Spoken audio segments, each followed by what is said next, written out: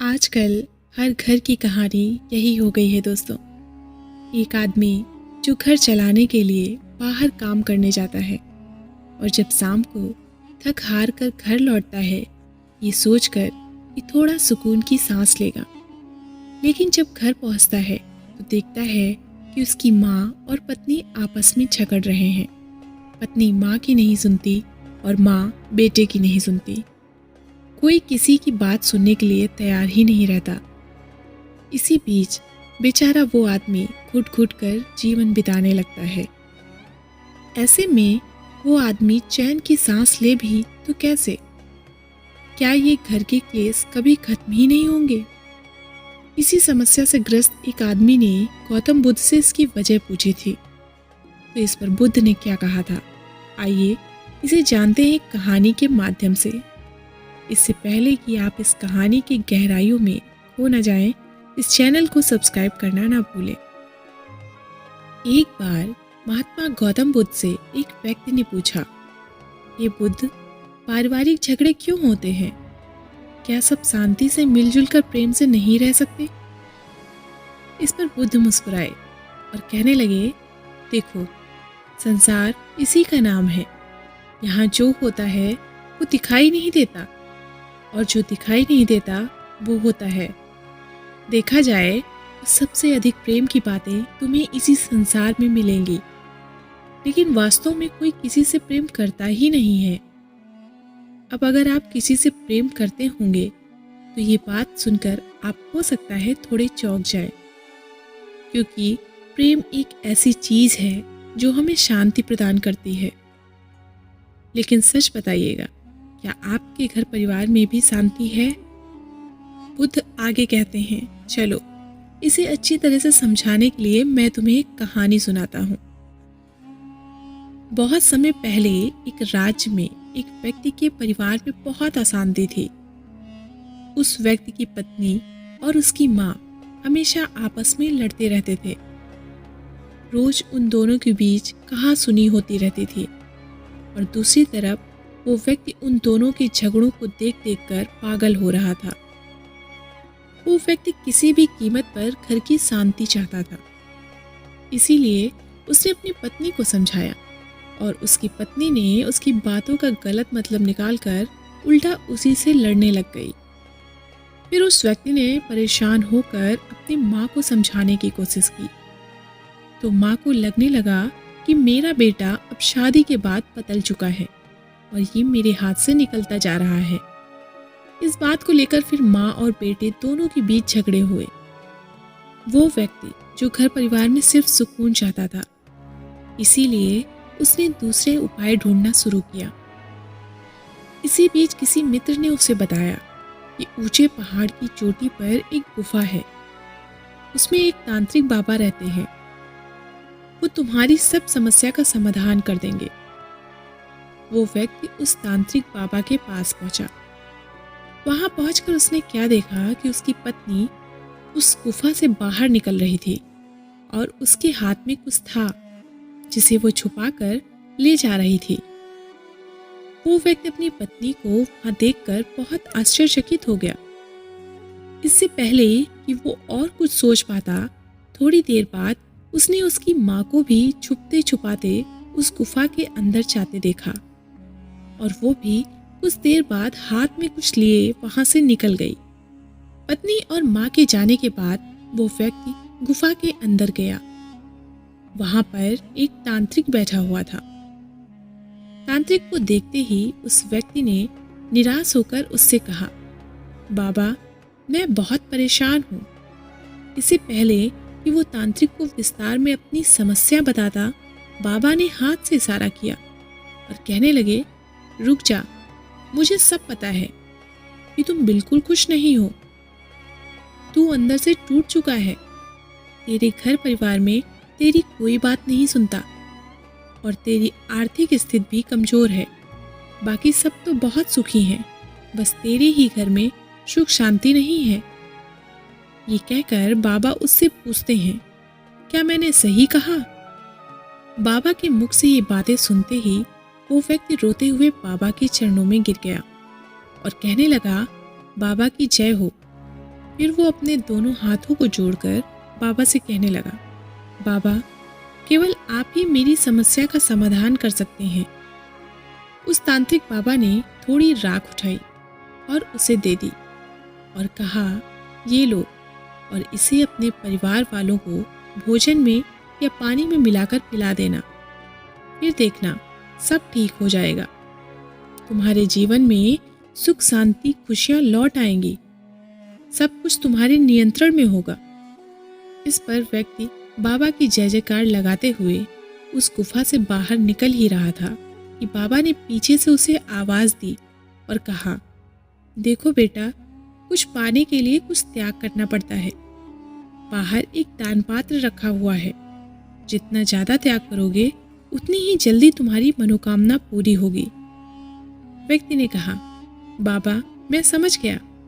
उस व्यक्ति ने बाहर रखे हुए दान पात्र में अपनी जेब में रखा हुआ सारा धन डाल दिया और हाथ में वो राख दबाकर घर लौट गया। आज उसके घर में सब बहुत खुश थे। सब एक दूसरे की तरफ देखकर मुस्कुरा रहे थे। शाम को बहू ने अपनी सास और पति के लिए खाना परोसा और अपने सामने दोनों को खाना खिलाकर बहुत खुश हुई, क्योंकि उसने उस भोजन में बाबा की दी हुई वो राख मिला दी थी। फिर माँ ने भी अपने बेटे और बहू को खाने के बाद दूध गर्म करके दिया। माँ भी बहुत खुश थी, क्योंकि उसने भी उस राख को दूध में मिला दिया था। फिर आखिर में बेटे ने भी अपनी पत्नी और माँ को ताजे फलों का जूस बनाकर पिलाया और पिलाने से पहले उसने उस तांत्रिक बाबा द्वारा दी गई राख मिला दी। बेटा भी जूस पिलाकर बहुत खुश हुआ और इस तरह घर में खुश रहने की सबकी वजह अलग अलग थी। दूसरी सुबह उन तीनों को बहुत उम्मीद थी कि राख मिलाकर उन्हें अपने मनचाहे परिणाम मिलेंगे। बहू सुबह उठी और सास से जाकर बोली, मेरे लिए खाना बनाओ। इस पर सास ने कहा, मैं तेरे लिए खाना क्यों बनाऊं? तू बना मेरे लिए खाना। दूसरी तरफ से बेटा आया और बोला, मैं काम पर जा रहा हूं, तुम मेरे लिए खाना बना दो। इस पर उसकी पत्नी ने कहा, आज मैं नहीं, माँ खाना बनाएंगी। माँ ने कहा, देखो बेटा, बहू क्या कह रही है, मैं खाना बनाऊं। इस तरह इन तीनों में बात से बात बढ़ने लगी और फिर वही हुआ जो रोज हो रहा था। माँ और पत्नी को लड़ते देख बेटे ने अपना सर पकड़ लिया। घर के रोज रोज झगड़ों से सिर्फ वो ही व्यक्ति ही नहीं, बल्कि तीनों सदस्य बहुत परेशान थे। इसीलिए वो भी इससे छुटकारा पाना चाहते थे, लेकिन तीनों को कोई सफलता नहीं मिल रही थी। अब तो तीनों को विश्वास हो गया था कि उनके घर परिवार में शांति नहीं आ सकती। फिर एक ज्ञानी व्यक्ति ने उस बेटे को बताया कि अपने घर परिवार में एक शांति का हवन करवा लो, जिससे घर में शांति आएगी। कुछ दिनों बाद हवन कराया गया। हवन कराने के बाद कुछ दिन शांति आई। कुछ दिनों तक सब ठीक चलता रहा, लेकिन फिर से वही कहासुनी शुरू हो गई और फिर से एक दिन पहले जैसा हंगामा हो गया। अब उस व्यक्ति का मन पूरी तरीके से उदास हो गया था।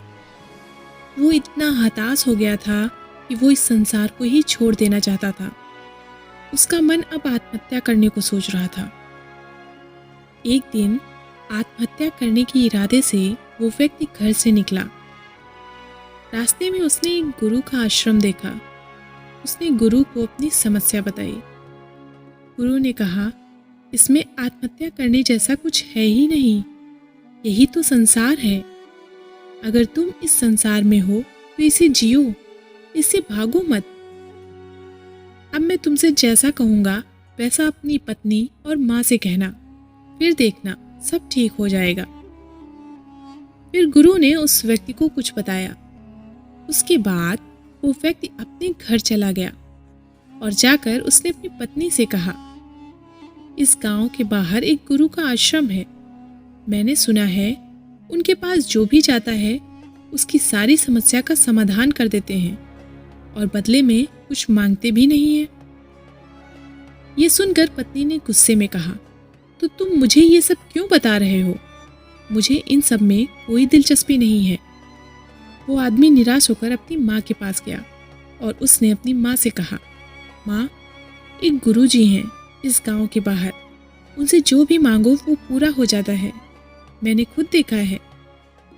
इस पर उसकी माँ ने गुस्से में कहा, तुम मुझे क्यों बता रहे हो? तुम जाओ उनके पास और अपनी मनोकामना करो पूरी। वो व्यक्ति निराश होकर लौट आया। अगले दिन वो व्यक्ति गुरु के आश्रम में पहुंचा। वहां पहुंचकर उसने देखा गुरु के आश्रम से उसकी पत्नी बाहर निकल रही है। कुछ देर बाद उसकी माँ भी आश्रम में गई और बाहर आई। दोनों के जाने के बाद व्यक्ति ने गुरु से कहा, गुरुजी, कल जब मैंने उन्हें बताया था तो ये दोनों मुझे मना कर रही थी और आज खुद ही यहाँ पहुँच गई हैं। इस पर गुरुजी ने कहा, लालच सबको खींचता है और ऐसा लालच जो चमत्कार से जुड़ा हो उसे तो व्यक्ति तुरंत खींचा चला आता है। अब जाओ, देखो तुम्हारे घर में सब ठीक होगा। और हाँ, एक बात का ध्यान रखना, अगर कभी किसी के झगड़े हों तो किसी का पक्ष मत लेना। वो व्यक्ति घर गया और सुबह होने का इंतजार करने लगा। सुबह उठकर उसने देखा कि उसकी पत्नी खाना बना रही है और उसकी माँ खाना बनाने में मदद कर रही है। दोनों आपस में बहुत खुश हैं। उस व्यक्ति ने भोजन किया, लेकिन ये सब देखकर उसको अपनी आंखों पर विश्वास नहीं हो रहा था। उसे ऐसा लग रहा था मानो कोई चमत्कार हो गया हो। फिर पत्नी ने सास के पैर दबाए और सास ने थोड़ी देर पैर दबाने के बाद मना कर दिया। उसके घर का माहौल अब पूरी तरीके से बदल गया था। धीरे धीरे समय बीतने लगा। घर में कुछ छोटे मोटे झगड़े होते थे, लेकिन वो भी प्रेम से सुलझ जाते थे। वो व्यक्ति उस दिन का इंतजार करने लगा जिस दिन उसके घर में पहले जैसा माहौल होगा, लेकिन वो दिन कभी आया ही नहीं। 1 साल बीत गया। इस बीच परिवार में कई मुश्किलें आई, लेकिन तीनों ने मिलकर उसे सुलझा लिया। अब तीनों एक दूसरे की हिम्मत बन गए थे। 1 वर्ष बीतने के बाद वो व्यक्ति गुरुजी के पास पहुंचा और उसने गुरु से कहा, गुरुजी, मैं 1 वर्ष पहले आपके पास आया था। तब आपने मेरी पत्नी और माँ से कुछ कहा था। मुझे ये तो नहीं पता कि आपने क्या कहा था, लेकिन तब से लेकर आज तक वे दोनों माँ बेटी की तरह रहने लगी हैं। अब तो वो आपस में लड़ती झगड़ती भी नहीं है, एक दूसरे का ख्याल रखती हैं। गुरुजी, आपने उन दोनों से ऐसा क्या कहा था? इस पर गुरुजी ने कहा, बेटा, इस संसार का नियम है कि यहाँ कोई प्रेम नहीं करता। प्रेम के नाम पर सब कुछ करते हैं, लेकिन प्रेम ही नहीं करते। तुम देखते हो कि 2 राज्य आपस में लड़ते हैं, 2 राजा आपस में लड़ते हैं, 2 जातियां आपस में लड़ती हैं, 2 धर्म आपस में लड़ते हैं, और ऐसा ही हमेशा से होता आ रहा है और आगे भी ऐसा ही होता रहेगा, क्योंकि इसकी जड़ परिवार है। लेकिन परिवार में प्रेम नहीं है, बल्कि कब्जा करने की प्रवृत्ति है। हम एक दूसरे पर कब्जा कर लेना चाहते हैं, एक दूसरे पर अधिकार जमा लेना चाहते हैं, सामने वाले को जीत लेना चाहते हैं। हम सामने वाले को स्वतंत्र नहीं रहने देना चाहते हैं। एक युद्ध जो 2 राज्यों के बीच चलता है, वही युद्ध परिवार के बीच चलता रहता है, और यही हम बचपन से सीखते हैं। आदमी की असली शुरुआत तो परिवार से ही होती है। इस पर व्यक्ति ने कहा, गुरुदेव, मैं आपकी बात समझ गया हूँ, लेकिन आपने अभी तक मुझे ये नहीं बताया कि उस दिन आपने मेरी माँ और पत्नी से क्या कहा था। गुरु ने मुस्कुराते हुए कहा कि मैंने तुम्हारी पत्नी से कहा था कि तुम अपनी सास और पति को 1 वर्ष तक खुश रखोगी, उनकी सेवा करोगी, तो तुम्हारी सास और पति तुम्हारे कब्जे में आ जाएंगे। और यही बात मैंने तुम्हारी माँ से कही थी।